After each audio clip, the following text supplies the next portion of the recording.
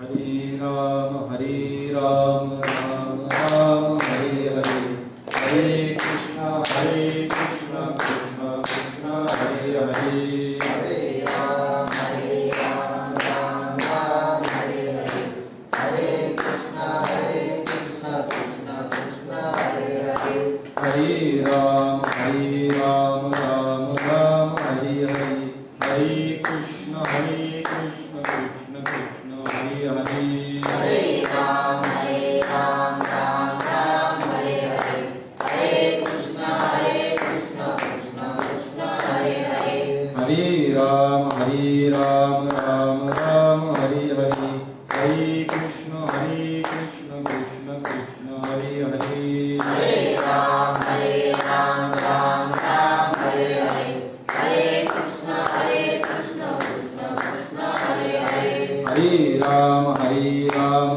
राम हरे हरे, हरे कृष्ण कृष्ण कृष्ण हरे हरे, हरे राम राम हरे हरे, हरे कृष्ण कृष्ण कृष्ण हरे हरे, हरे राम राम हरे हरे, हरे कृष्ण कृष्ण कृष्ण हरे हरे, हरे राम राम हरे हरे, हरे कृष्ण कृष्ण कृष्ण हरे हरे, हरी कमलदा विठ्ठल श्री ज्ञानदेव तुकाराम, पंढरीनाथ भगवान की जय, महाराज ज्ञानेश्वर महाराज की जय, जगद्गुरु तुकाराम महाराज की जय, पवनसूत हनुमान की जय, छत्रपति शिवाजी महाराज की जय, सद्गुरु लोक महाराज की जय, सब संतन की जय।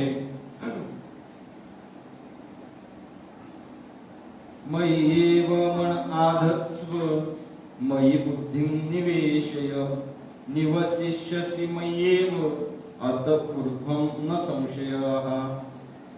प्राप्त प्रसंगी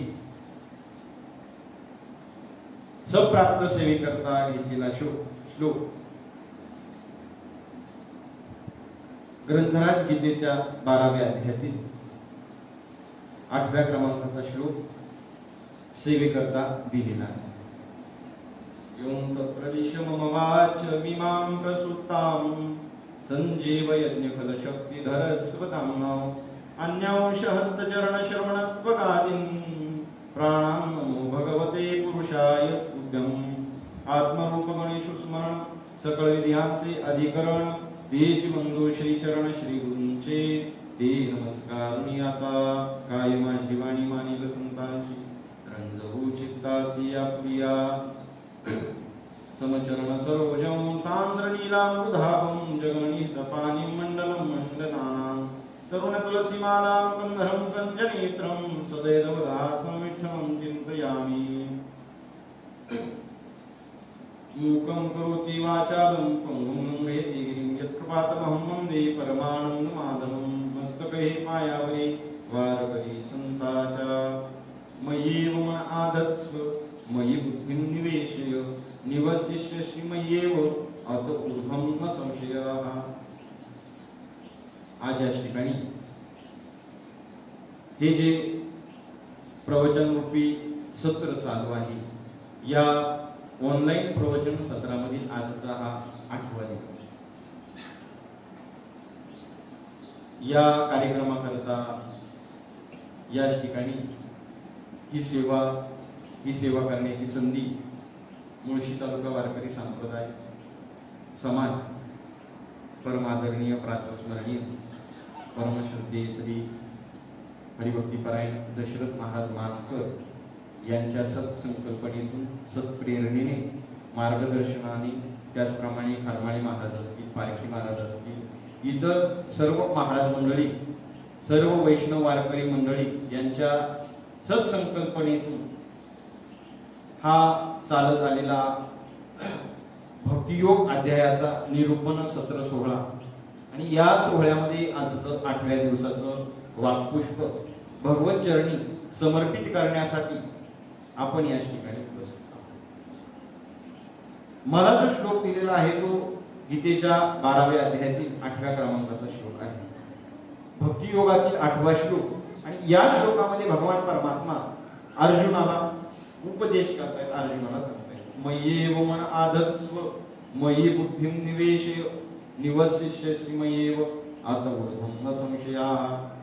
अर्जुना, तुझं मन आणि बुद्धी माझ्या ठिकाणी स्थिर कर. मन आणि बुद्धी माझ्या ठिकाणी स्थिर केल्यानंतर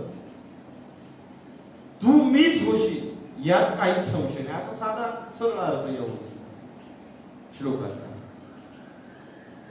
ग्रंथराज गीतेमध्ये भगवान परमात्म्यानं फक्त अर्जुनाला उपदेश न करता संपूर्ण मानवी जीवन, मानवी समुदायाला उपदेश.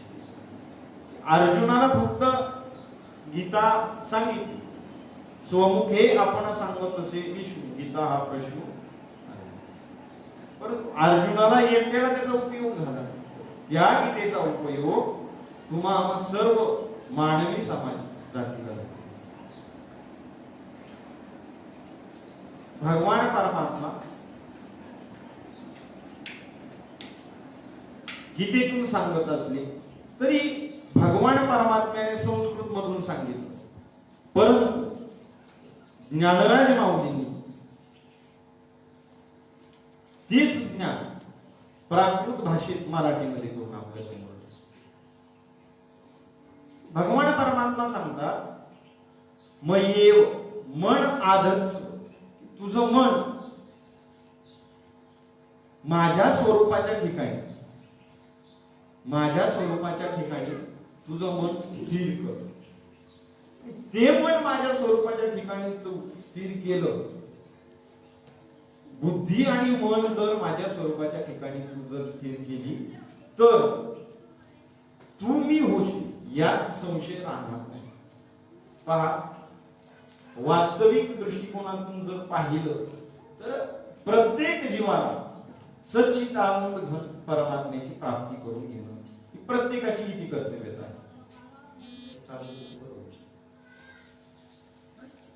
आवाज खराब आहे त्याच्यामध्ये, कमी ठेव, स्पीड कमी.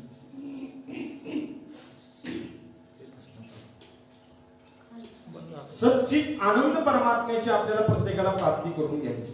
प्रत्येकाला असं वाटते, कोणाला वाटते का की मी दुःखी व्हावं, माझा मृत्यू लवकर व्हावा, वाटत नाही असं. कोणाला वाटते की सारखं सारखं माझ्या वाट्याला दुःख येईल, असं कोणालाच वाटत नाही. कोणाला वाटत नाही मी अज्ञानी असं.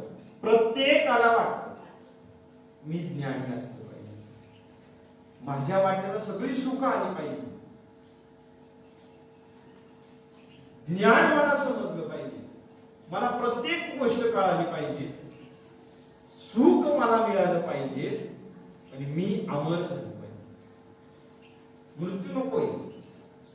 या तिन्ही गोष्टीच्या उलट केलं. प्रत्येकाला सुख पाहिजे, दुःख.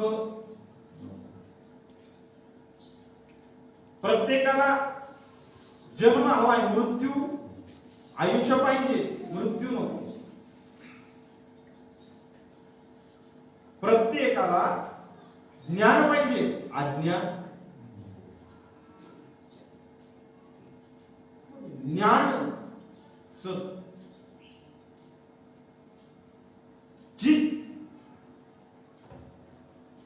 भगवान परमात्म्याच्या ठिकाणी फक्त प्रत्येकाची बुद्धी आहे. प्रत्येकाला ज्ञान पाहिजे, सुख पाहिजे आणि मृत्यू. या तिन्ही गोष्टी एकवटल्या की सच्चिदानंद घन परमात्मा आपोआपच मिळतो. आणि भगवान परमात्माचा संपूर्ण गीतेचा जर विचार केला तर प्रत्येक श्लोकामधून एक एक ग्रंथ निर्माण होतो. ज्ञानराज माऊलींची एक एक ओवी म्हणजे एक एक स्वतंत्र ग्रंथ आहे. तुकोबारायांचा एक एक अभंग म्हणजे एक एक स्वतंत्र ग्रंथ. वास्तवानं पाहिलं ग्रंथ निर्माण होण्याकरिता अधिकारी, विषय, प्रयोजन आणि संबंध या चार गोष्टी मुख्यत्वे समोर आहेत. अधिकारी, विषय, प्रयोजन आणि संबंध या चार गोष्टी एकवटल्या की त्याच ठिकाणी तो ग्रंथ निर्माण होतो. ज्ञानराज माऊलींनी तर एक एक ओवी म्हणजे एक एक ग्रंथ आहे. ग्रंथ म्हणजे काय, त्याच्यामध्ये अधिकारी असला पाहिजे, ग्रंथाचा विषय समजला पाहिजे, प्रयोजन फळ काय, त्याचा कार्यकारण भाव समज, या गोष्टी का समोर आल्या त्याच ठिकाणी ग्रंथ निर्माण. गीतेतला एक एक श्लोक म्हणजे एक एक ग्रंथ आहे. ज्ञानराज माऊलींची एक एक ओळी म्हणजे एक एक ग्रंथ आहे. तुकोबारायांचा एक एक अभंग म्हणजे एक एक स्वतंत्र ग्रंथ आहे. पहा वेद काय सांगतो, 4 वेद सांगितले, ऋग्वेद, यजुर्वेद, अथर्ववेद आणि सामवेद. 4 वेद, 4 वेदाची 4 महावाक्य सांगितली. अहम ब्रह्मास्मि तत्त्वमसि प्रज्ञानां ब्रह्म आयमा.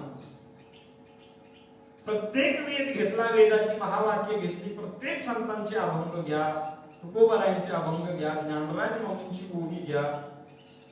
अहम ब्रह्मास्मि, मी ब्रह्मरूप आहे,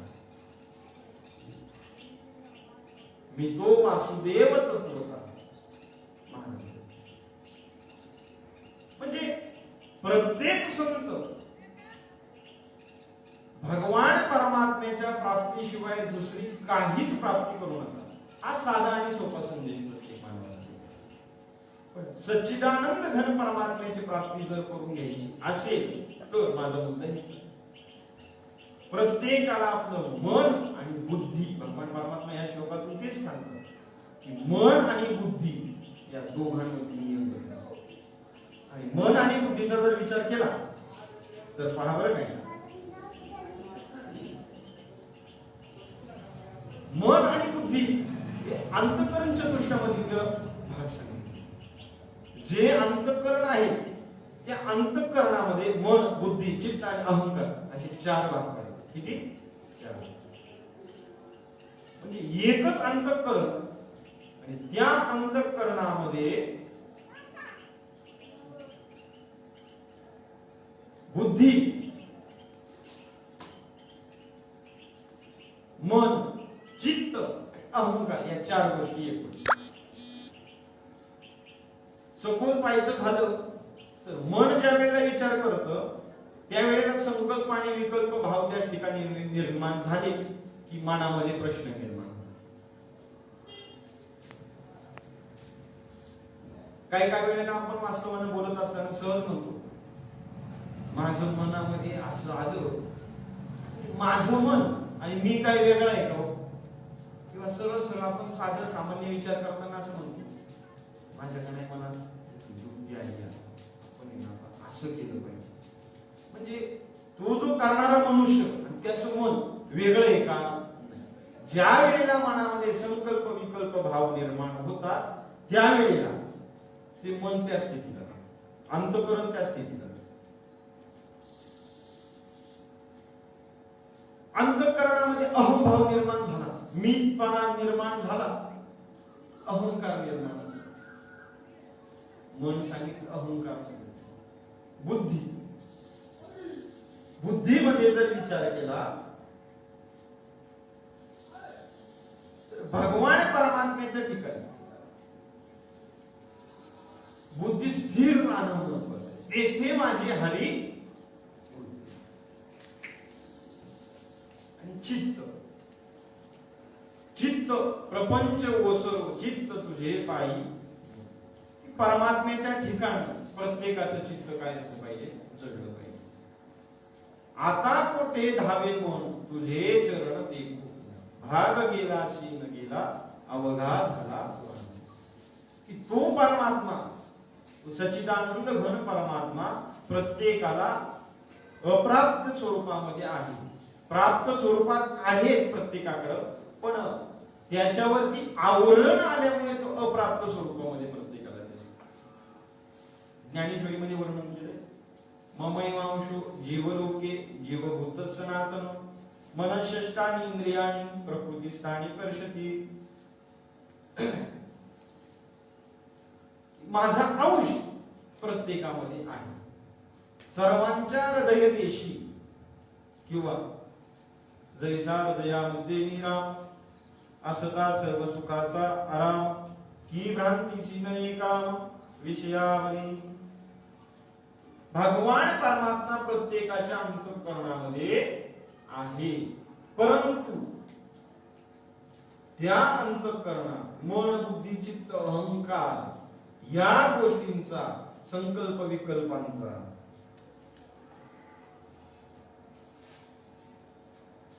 त्याचप्रमाणे व्यावसायिक बुद्धी आणि निश्चयात्मिक बुद्धी यांचा संशय मानतो आणि त्याच्यामुळे त्याच्यावरती आवरण निर्माण झालं आणि ते आवरण निर्माण झाल्यामुळे भगवान परमात्म्याची प्राप्तीपासून आपण काय झालो खऱ्या अर्थानं प्राप्ताची प्राप्ती अप्राप्ताची प्राप्ती हा फार मोठा प्रश्न निर्माण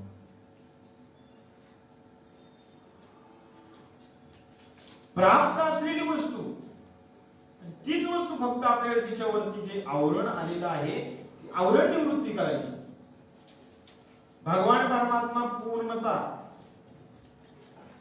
तैसा हृदयामध्ये मीराम असता सर्व सुखाचा प्रत्येकाच्या हृदयामध्ये परमात्मा आहे पण विषयाच्या आवरणानं तो परमात्मा काय होत नाही दिसत तसंच अंतःकरणामध्ये मन बुद्धी चित्त अहंकार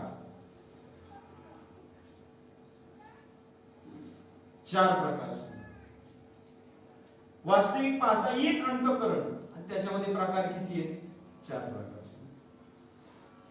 चतुष्ट सांगितलं तर उदाहरण देतो मी आपल्याला एखाद्या घरामध्ये एखादा व्यक्ती आहे पहा तो व्यक्ती आई वडिलांसाठी कोण असतो त्यांचा मुलगा असतो आई वडिलांसाठी तो व्यक्ती कोण असतो माझा हा मुलगा तो व्यक्ती पत्नीसाठी कोण असतो तिचा पत्नी मुलांसाठी कोण असतो तिचा त्यांचा वडील बाप बाकीच्या भाऊबंधांसाठी कोण असतो त्यांचा भाऊ व्यक्ती एकच पण कार्यपरत्वे त्याचं जसं कार्य बदलतं तसं अंतःकरणामध्ये कार्यपरत्वे विकार निर्माण झाले मनामध्ये संकल्प विकल्प भाव निर्माण झाले बुद्धीमध्ये अहंकार आणि चित्तामध्ये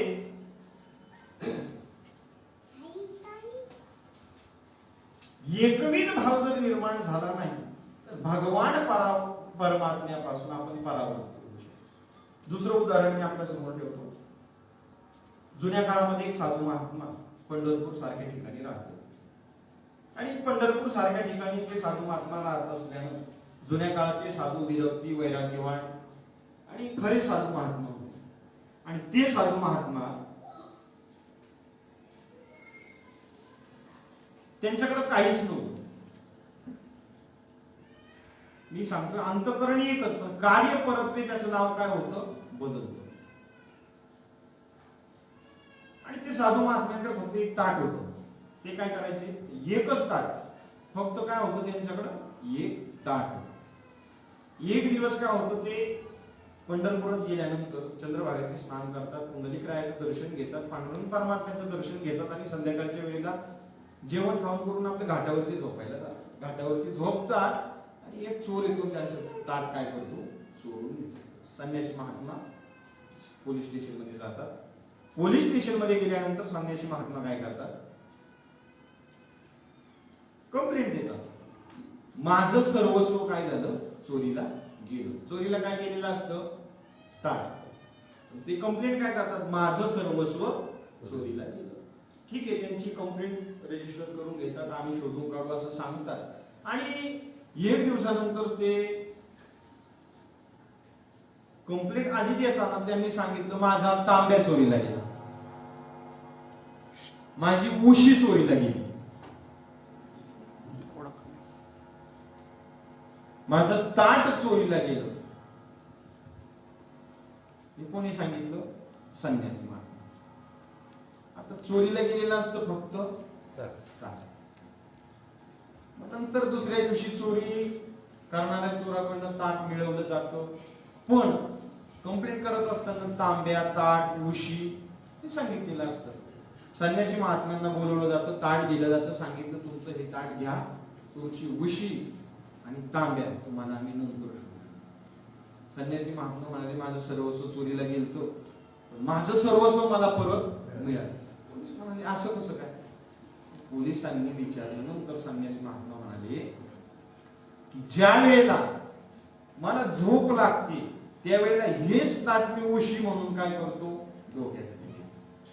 ज्या वेळेला मला तहान लागते त्यावेळेला हेच ताट मी काय करतो, ह्याच ताटाने मी पाणी पितो. ज्या वेळेला पाऊस येतो त्यावेळेला हेच ताट मी काय करतो, डोक्यावरती छत्री म्हणून धरतो. आणि ज्या वेळेला भूक लागते त्यावेळेला त्याच ताटामध्ये मी काय करतो, जेवण करतो. ताट एकच, ताटाने काय केलं, अनेक प्रकारची काळजी केली. तसं अंतःकरण एकच, अंतःकरणामधील चतुष्टाने विविध प्रकारची काळजी केली आणि त्याच्यामध्ये मन आणि बुद्धी मुख्य आहे.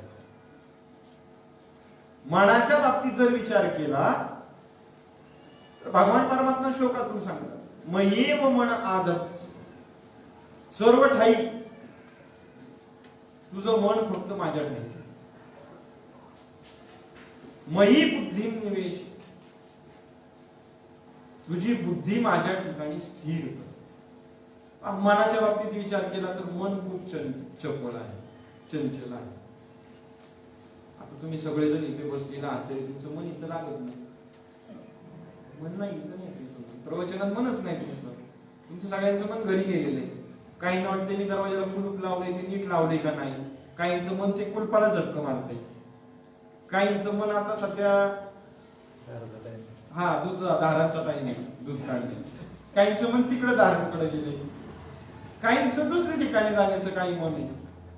आता महाराजांनी लवकर आटोपलं तर आपल्याला तिकडं हजेरी लावायची ते, काहींचं मन तिकडे गेलेले.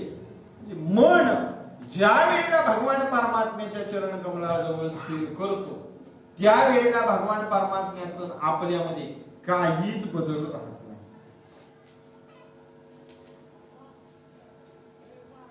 नंतर बुद्धी,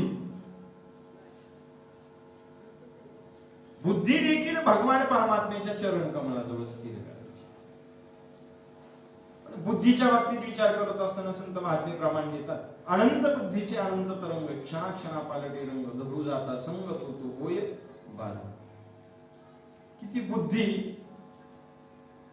प्रत्येकाच्या बुद्धीमध्ये काय आहे, फरक आहे. काही पा वर्ग तोच असतो, शाळा तीच असते, शाळेला नाव पण तेच असतं, विद्यार्थी संख्या भरपूर असते, परंतु त्याच वर्गात शिकणारे विद्यार्थी, त्यांना शिकवणारे ही शिक्षक तेच, परंतु प्रत्येक विद्यार्थ्याची ऐकण्याची पद्धत आणि नंतर उत्तीर्ण झाल्यानंतर निकालाची पद्धत त्याच्यामध्ये काय असतो, काही न पडतात 91% आणि काही बळच काठावर 35% पोहोचलेले असतात. म्हणजे बुद्धी तीच आहे ना, शिक्षक तीच होते, शाळा तीच होती, वर्ग तोच होता, इयत्ता पण तीच होती, पण प्रत्येकाच्या प्रकारामध्ये काय आहे, बुद्धी प्रकारामध्ये बदल आहे. परंतु भगवान परमात्म्याच्या चरण कमलाजवळ बुद्धी काय करणं, स्थिर करणं आपली काय आहे, ही कर्तव्य आहे.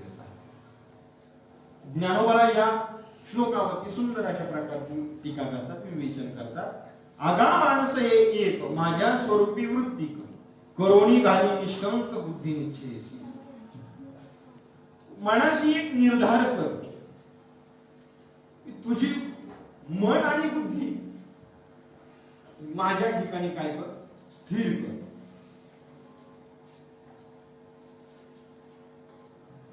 मनाच्या मार्गाने गेला, ज्ञानोबा हरिपाठात वर्णन करतात, मनोमार्गे गेला तो येथेची मुक्ता.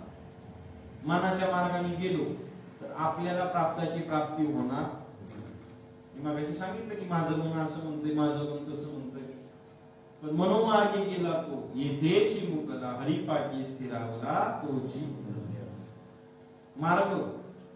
तिसऱ्या अध्यायामध्ये मार्ग सांगितले, विहंग मार्ग, विपीलिका मार्ग. ज्ञानोबारायांनी सांगितले मार्ग की भगवान परमात्म्याजवळ जर जायचं असेल तर ज्ञानोबाराय उदाहरण देतात, पोपट पक्षाचं उदाहरण. की एका पोपट पक्षाने आंबा पाहिला. आंबा पाहिल्यानंतर तोच आंबा एका मनुष्यानं पाहिला. आता काय आंब्याचं सीझन नाही, उदाहरण म्हणून मी सांगतो. मार्ग, प्रत्येकाचे मार्ग वेगवेगळे आहेत.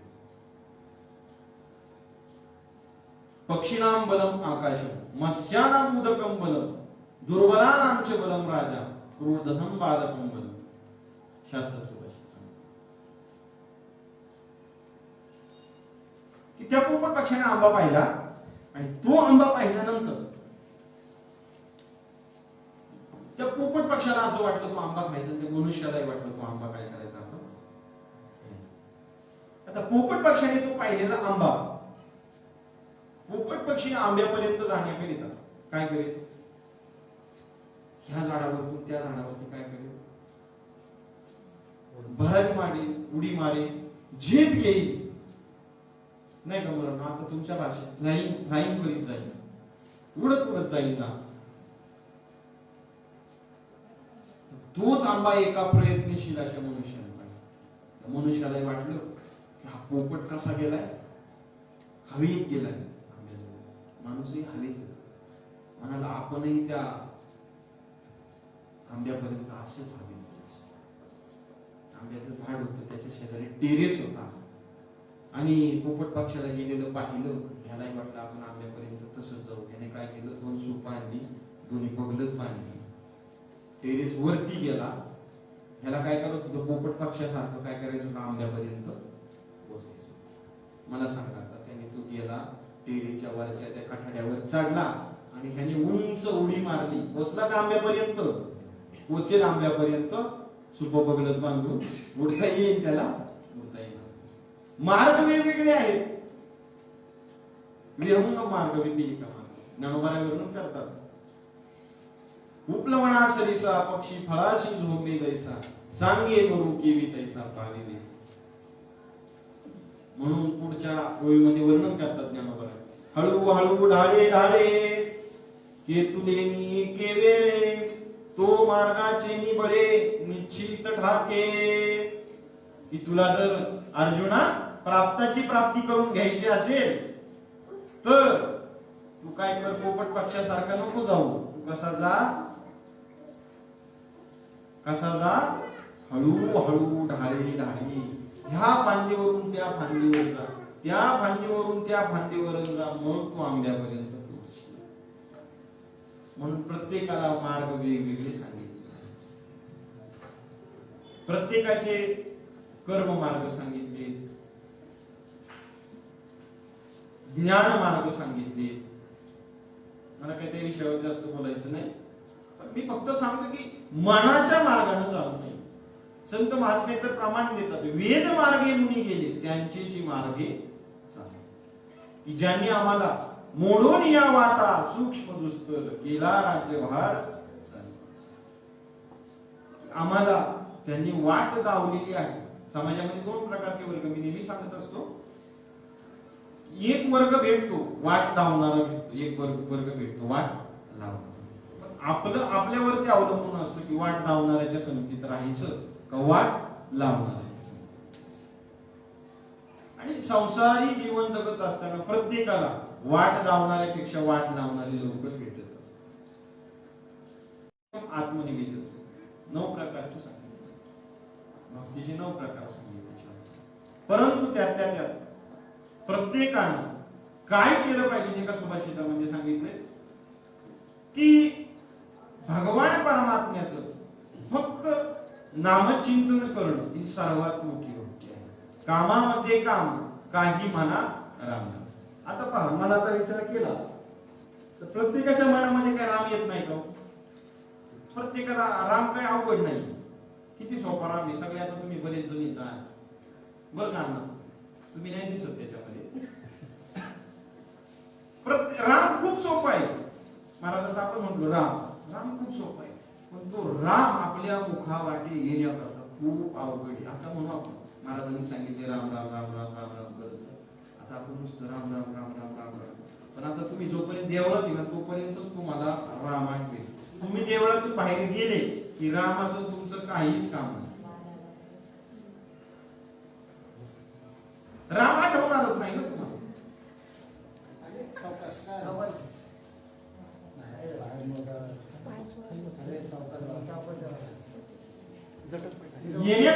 राम सोपा असला तरी देखील तो राम अनंत जन्माचे सुकृत पदरी त्याचे मुखी हरी जन्मजन्मीची असे पुण्य सामोरी तरीच नाम येईल जीवाग्री श्रीरामाची. प्रत्येकाच्या मनामध्ये तो राम येण्याकरता पुण्य सामग्री लागते, पुण्य संचय. आणि भगवान परमात्मा तर सांगतात तू एक मानस कर, एक निर्धार कर, एक निश्चय कर की मन माझ्या स्वरूपाच्या ठिकाणी, बुद्धी माझ्या ठिकाणी काय कर, तू स्थिर कर. आता कोठे धावे मन तुझे चरण देखू. की मन इकडे तिकडे सायरा वैरा धावतं, त्या मनाला काय कर, माझ्या ठिकाणी, माझ्या स्वरूपाच्या ठिकाणी काय करतो ठेव. की तुझा आता जे माईक पदार्थ अनेक न लगे माईक पदार्थ तेथे माझे अर्थ नको देवा. की जे विषय सांगितले पंचविषय, त्या विषयांच्या ठिकाणी काय आहे माझी वृत्ती जाते. विषयांच्या ठिकाणहून माझी वृत्ती काय कर, परावृत्त.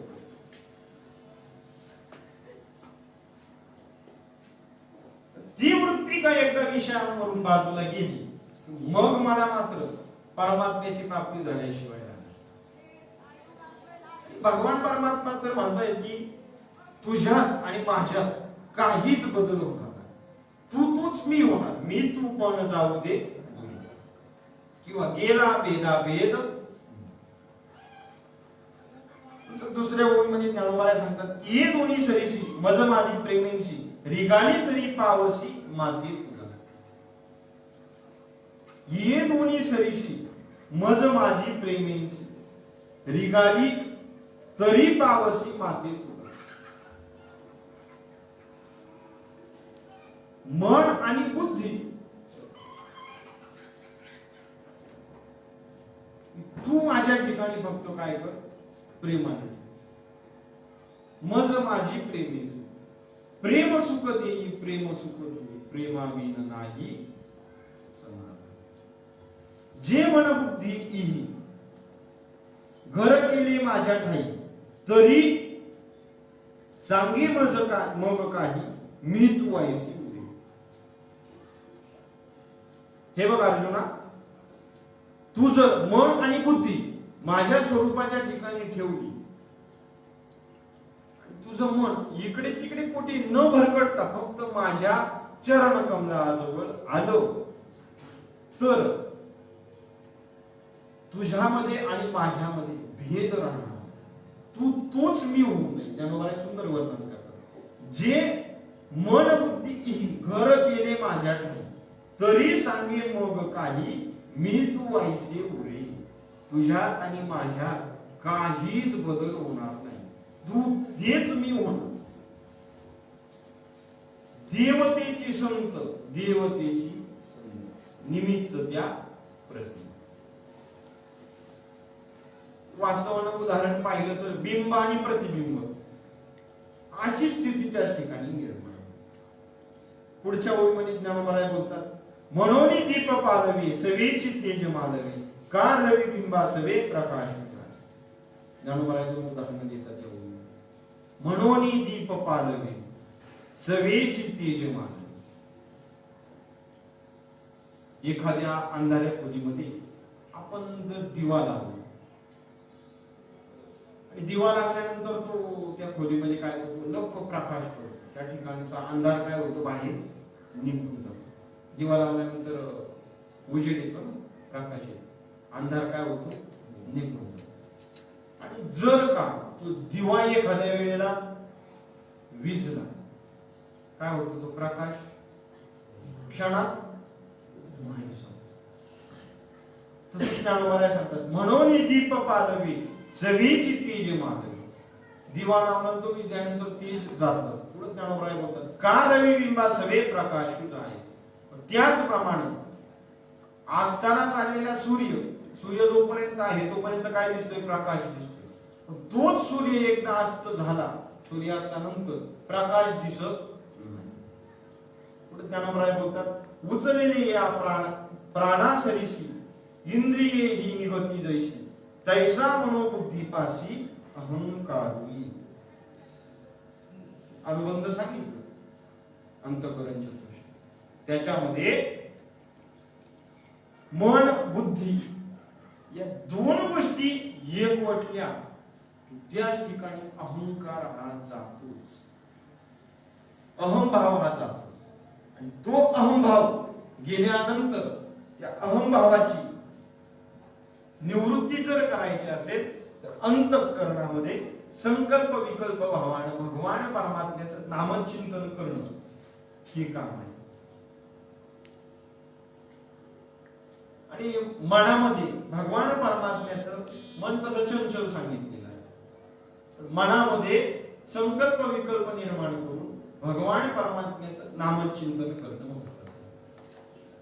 ज्ञानोबा पुढे बोलतात, उचलली या प्राणासरीची इंद्रिये ही निगती जैची तैसा मनोबुद्धीपाशी अहंकार मन आणि बुद्धी ज्या ठिकाणी येतात त्या ठिकाणी अहंकार हा येतोच. पण ज्याप्रमाणे प्राण एखाद्याच्या शरीरामधला प्राण गेला, थोडक्यात तो मनुष्य मेला की जशी त्याची इंद्रिये ही काम करायचे काय होतात, बंद होतात, काम करत नाही इंद्रिय.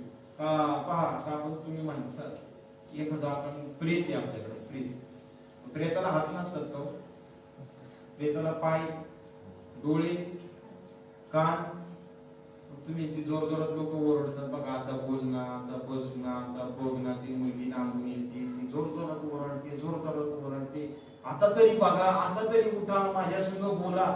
त्या प्रेताला काय डोळे नाही का, त्या प्रेताला काय कान नाही का, त्याला हात नाही का पाय नाही त्याला उठायला, पण ते प्रेत उठतं का, कारण ज्ञानवाला वर्णन करतात, उचलली या प्राणा सरीशी इंद्रिये ही निगती जैशी. एकदा का त्याच्यातला प्राण निघून गेला त्याच्या इंद्रियाचं कार्य जसं समजत तैसा मनोबुद्धीपाशी अहंकार. तस मन आणि बुद्धी एका ठिकाणी आली की अहंकार त्याच ठिकाणी यायला वेळ लागत नाही. ज्ञानोबा पुढे वर्णन करतात, मनोनी माझी या स्वरूपी मनोबुद्धी ये निक्षेपी येतुलेली सर्वव्यापी मीची होस. तुझ्यात आणि माझ्यामध्ये काहीच बदल राहणार नाही, तू तोच मी होशील. पण केव्हा, मन आणि बुद्धी माझ्या स्वरूपाच्या ठिकाणी तू ज्या वेळेला ठेवशील त्या वेळेला तू तोच कोण होईल, मी. आता जर वास्तवाने आपण विचार केला तर मन आणि बुद्धी भगवान परमात्म्याच्या ठिकाणी एका वेळेला जाते का? प्रत्येक मनुष्याला सध्या तरी कलियुगामध्ये प्रत्येकाला फळाची इच्छा आहे, म्हणून मन आणि बुद्धी त्याच ठिकाणी पोहोचतच नाही. पोहोचायच्या आधी इच्छा फळावर होऊन जाते. फळ म्हणजे थोडक्यात समजलं का तुम्हाला?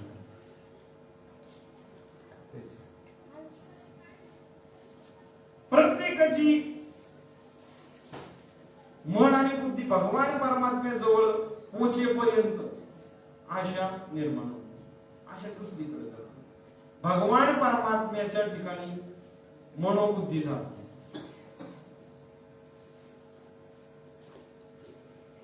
पहा बरं काय छोटं उदाहरण देतो.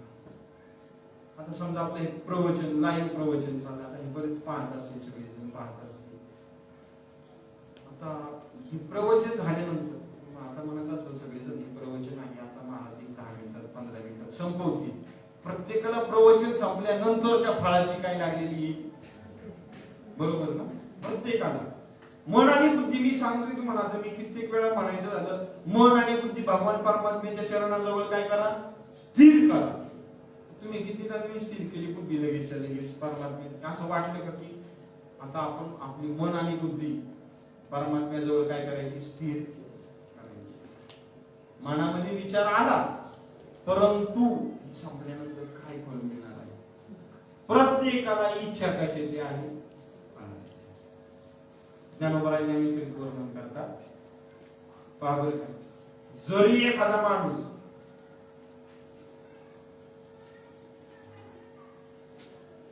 उदाहरण देतात ज्ञानोबा, त्याला जर त्या गोष्टीपासून फळ मिळणार असेल तरच तो कार्य करतो, नाही तर कार्य करत नाही.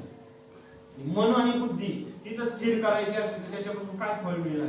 ते फळ जर मिळत नसेल तर तो ते कार्य करू शकतो. उदाहरण आपल्या समोर येतं की आपण खाली नाशिक साईडला गेलो, त्यांच्याकडे त्या द्राक्षाच्या बागा असतात. ती लोक काय करतात माहितीये का, त्या द्राक्षाला ते दूध ओततात. ऐकलेले आपण काय प्रत्यक्षात पाहिजे नाही, आपल्याकडे भातच पिकते, आपले काय द्राक्ष पिकत नाही. ती माणसं काय करतात, द्राक्षाला काय करतात, दूध ज्ञानोबाने वर्णन करतात. द्राक्षाची या गुडा दुधाची, पण त्याच्या आधी प्रत्येकाकडे तुळस असते ना, तुळस आहे ना, कुठं असते आपल्या घराच्या चुलीवर तुळस, कुठं दारातल्या अंगणात, घराच्या चुली महाराज कुठं असते तुळस असते प्रत्येकाच्या घरात, अंगणामध्ये दरवाजा समोर तुळस असते. जयाची द्वारी तुळशी वृंदा, आपल्या द्वारात काय असते, तुळशीचं वृंदावन असतं. पण तेच मनुष्य तुळशीची झाडा न घाली शिंतोडा, ज्ञानोबाला वर्णन करतात. त्या तुळशीला एक शिंतोडा पण काय करत नाही, घालत नाही. आणि द्राक्षाची गुढा दुधाची, तुळशीच्या झाडाला पाण्याचा शिंतोडा पण नाही, वाहत नाही पाण्याचा शिंतोडा. द्राक्षापासून तिकडं म्हणे, द्राक्षाचा मळा किसा वाजे कुळकुळा, म्हणून ते फळाच्या इच्छेने काय करतात, कार्य करतात. तसं मन आणि बुद्धी भगवान परमात्म्याच्या ठिकाणी स्थिर केली तर आपल्याला फळ काय मिळणार आहे, तर आपल्याला मोक्ष नावाचं फळ मिळणार, मुक्ती नावाचं फळ मिळणार आहे. आजचा जो श्लोक घेतलाय त्या श्लोकामध्ये भगवान परमात्मा सर्वकथा मुक्तीचं वर्णन, मुक्ती 4 प्रकारची सांगितली, समीपता, स्वरूपता, सलोकता आणि सायुज्यता. समीपता, सलोकता, स्वरूपता आणि सायुज्यता. पण सलोकता मुक्तीचं वर्णन या श्लोकामध्ये आलेलं आहे की भगवान परमात्मा म्हणतात तूच मी होईल. बुद्धी आणि मन माझ्या ठिकाणी जर तू स्थिर केलं तर तुझ्यात आणि माझ्यात बदल राहणार. ज्ञानोबा बोलतात, माझी या स्वरूपी मन बुद्धी ये निक्षेपी, ये तुले मी सर्वव्यापी, मीच होसी. अर्जुना तू तोच मी होणार, तुझ्यात आणि माझ्यात बदल होणार. मग अशी उदाहरण दिलं की प्रत्येकाच्या सर्वांच्या हृदयदेशी मी ऐका अमुका आहे किंवा तैसा हृदयामध्ये मी राम, प्रत्येकाच्या. पण तो राम पाहण्याकरता काय झालेले, विषयाचं काय झालेले त्या ठिकाणी आवरण निर्माण झालेले. नाथराय चिरंजीव पदामध्ये वर्णन करतात, काजे विषय 5 आहेत की साधक अवश्य नाडत, म्हणून लावो नेदी प्रीती कवणी रीती ऐक पा. आणि पुढे विषयाचं वर्णन केलेलं आहे की रूप विषय कैसा जडला, रस विषय कैसा तुंबला, जे जे आवडे तयाला गोड गोड अर्थ. ते विषय त्या माणसाच्या माग 5 विषय सांगितले, श्रोत्रम चक्षुस्पर्शनम च रसनम घ्राणमेव च अधिष्ठाय मनश्याय विषयानुपसेवते. 5 विषय सांगितले. विषय एकदा का मनुष्याच्या मागे जाईल, मन आणि बुद्धी भगवान परमात्म्याच्या ठिकाणी जात नाही. भगवान परमात्म्याच्या ठिकाणी मन आणि बुद्धी गेली नाही तर भगवान परमात्माने आपण दोघांमध्ये अंतर निर्माण.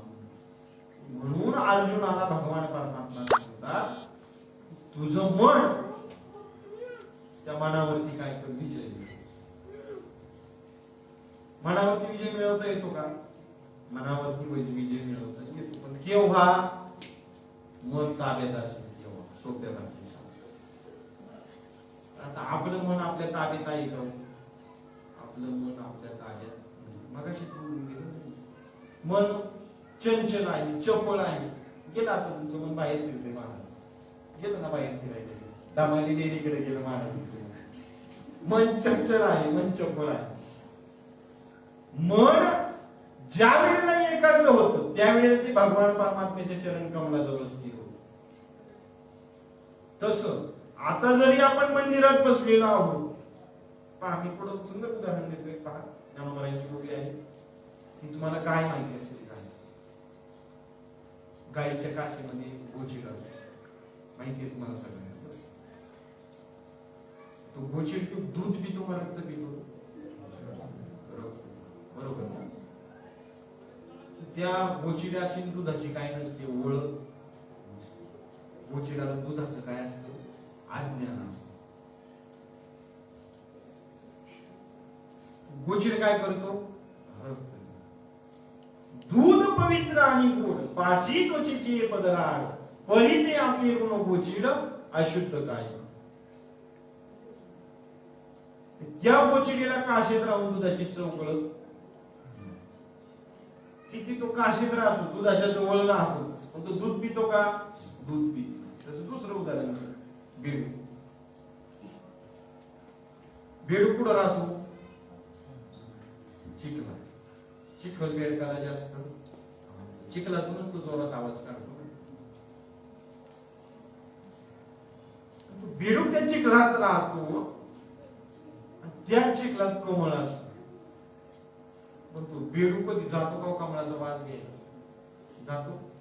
चिखलातच बेडूक असतं ना.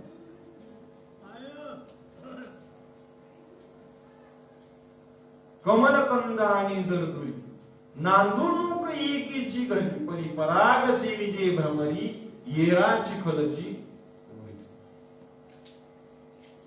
जसं त्या काशीत राहून त्या गोचिडाला दुधाची किंमत कळत होती, जसं त्या चिखलात राहून बेडकाला त्या सुमनाचा सुगंध कळत नाही, तसं संसारात राहून मन बुद्धी वर ताबा न मिळवता भगवान परमात्म्याचं चरण आपल्याला काय करता येत नाही, मिळवत.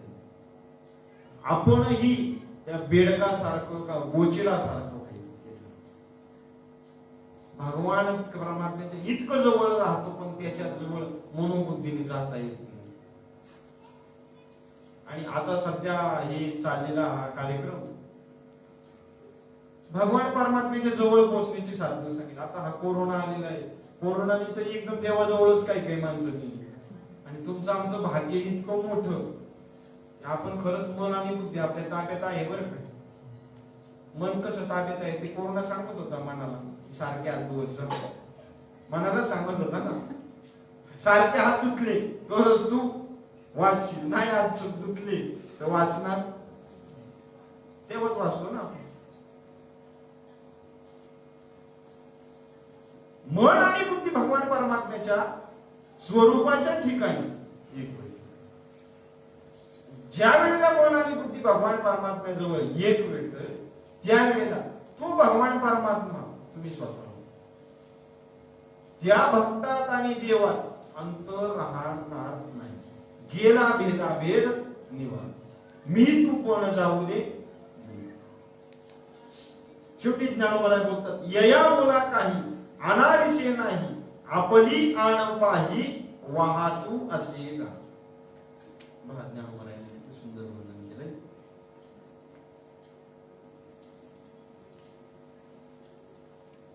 हे जे मी तुला मागचं विवरण केलं सांगितलं याच्यात अनारिसे नाही. तुला वाटत असेल हे खोटं आहे, लटकं आहे, पण मी आण घेऊन शपथ घेऊन सांगतो,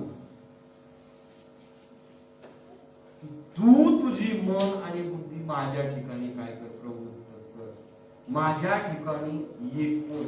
त्यावेळेला तुझ्यात आणि माझ्यात काहीच फरक राहणार. ज्ञानोबाला सांगतो यया बोला काही अनारिसे नाही आपुली आण पाही वाहतू असे. भगवान परमात्मा शपथ घेऊ शकतो, याच्यामध्ये काहीच बदल नाही. फक्त मन आणि बुद्धी माझ्या स्वरूपाच्या ठिकाणी एक वर, आणि ती मन आणि बुद्धी माझ्या स्वरूपाच्या ठिकाणी एकदा जडली पोरांचे प्रसिद्ध अभंग आहे. नामचिंतनी जडलिपी भगवत भावना सर्व, किंवा सर्वाभूती पाहे एक वासुदेव, कुसोनी आठाव अहंतीचा नांदेवऱ्यांचा अभंग आहे. तो भगवान परमात्मा आणि तो भक्त यांच्यामध्ये फरक राहतो.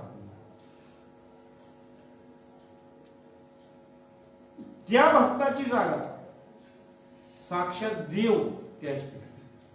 आता थोडक्यात वर्णन जर करायचं झालं तर भगवान परमात्म्याने हा श्लोक सांगितला, मय्येव मन आदत्स्व मयी बुद्धी निवेशेव निवसिष्यसि मय्येव आता उद्भवन संशय हा श्लोक भगवान परमात्म्याने सांगितला. भगवान परमात्म्याला इतकं सोपं बोलता आलं नाही, इतकं सहज उपदेश करता आला नाही, इतकं सहज उपदेश सोप्या भाषेमध्ये ज्ञानोबारायांनी वर्णन केलं. एक वेळेस देवाने बोललेलं आपल्याला लक्षात येत नाही, पण ज्ञानोबाराय जे बोलले ते आपल्याला कळाल्याशिवाय. म्हणजे ज्या वेळेला मन आणि बुद्धी एकाच ठिकाणी प्रवृत्त होते त्यावेळेला त्या परमात्म्यात आणि आपल्यात काहीच बदल होत नाही. त्या साधकाला म्हणून साधका तू माऊली पिके सारस्वत तुझ्या पाऊली, या कारणे मी सावली नसंगे. योग सुखाचे सोहळे सेवका तुझे निस्निहाळे, सोहम सिद्धीचे जळे पाणी.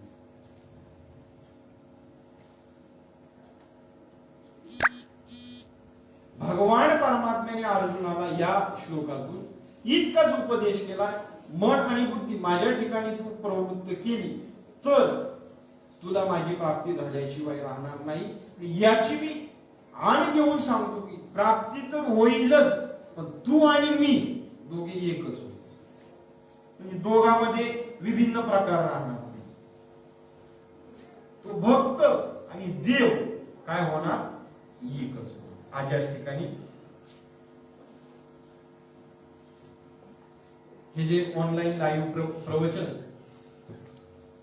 मुळशी तालुका वारकरी संप्रदाय समाज यांच्या संयुक्त विद्यमाने ही सेवा